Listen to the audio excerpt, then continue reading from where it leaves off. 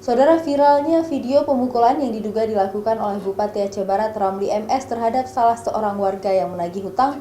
Kejadian yang terjadi di pendopo ini beredar cepat melalui media sosial. Terkait kasus yang terjadi ini, pemerintah Aceh enggan memberikan tanggapan.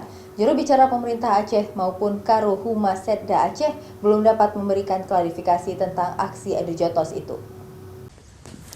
Dalam video yang beredar luas di jejaring media sosial tersebut, tampak Bupati Aceh Barat terlibat aksi adu jotos dengan orang yang diduga penagih hutang.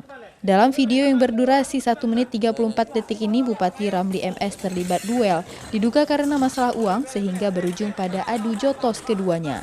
Terkait dengan viralnya video yang melibatkan Bupati Aceh Barat ini, pemerintah Aceh sebagai pemerintah daerah enggan untuk memberikan tanggapan dan klarifikasi terkait kasus ini. Saat dikonfirmasi, Humas Pemerintahan Aceh belum bersedia memberikan keterangan karena PLT Gubernur Aceh saat ini masih berada di luar negeri. Sedangkan juru bicara pemerintah Aceh Saifullah Agani juga belum bersedia memberikan klarifikasi karena belum mendapatkan petunjuk dari PLT Gubernur Aceh.